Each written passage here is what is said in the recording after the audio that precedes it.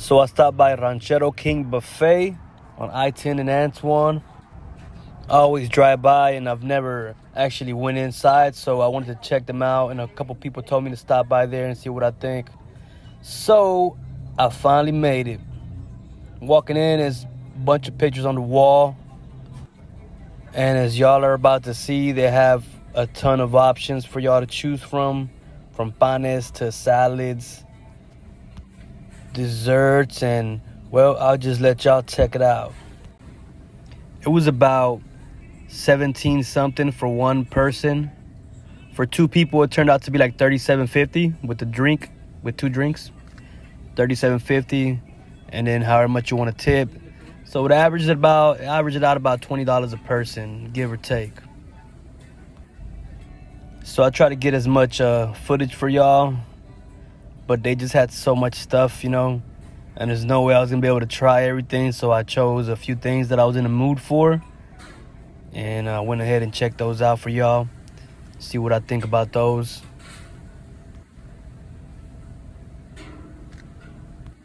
This was like around lunchtime on a Monday or Tuesday. I forgot when it was. It was pretty, there was only a few people in there. So I tried the rice, and it was actually not as overcooked as I thought it was going to be, or dried out. The beans were, pretty good too.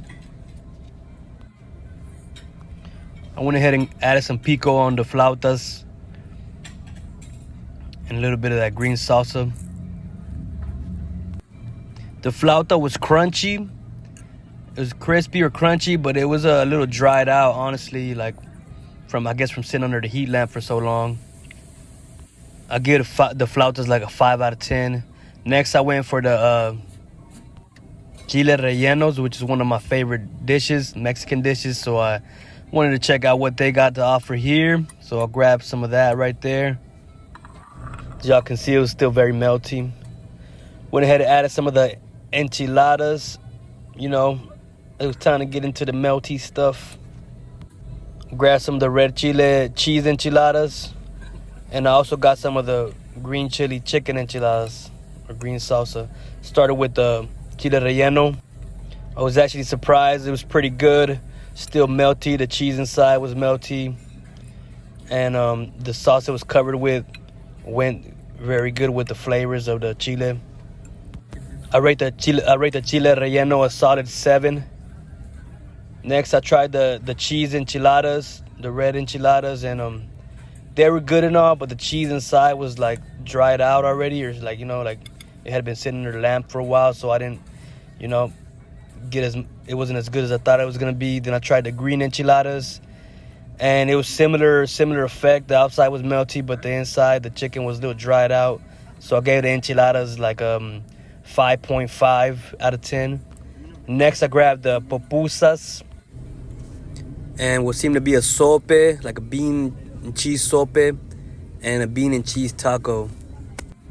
First, I tried the sope, and the first thing I noticed was it was like stale, like it had been sitting there for a while under the heat lamp. And so next, I decided to try the pupusa. Put a little salsa on there with the curtido, and opened it up, see what the inside was like, and there was nothing cheesy or pulley about it.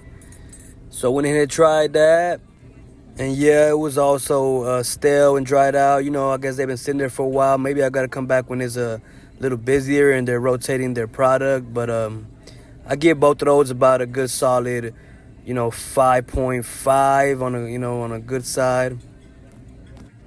The pupusa was a little skimpy, but you know what it is. It's a buffet, it's $20 a person. So I went ahead and put some pico de gallo into the bean and cheese taco. And, it's just a flour tortilla, bean and cheese. It was pretty good. It's pretty solid. If anything, I liked all three of the salsas. I think each one had its own flavor, and it hit different, They also offer coffee and aguas and sodas. I also saw somebody eating ice cream, but I didn't get to that.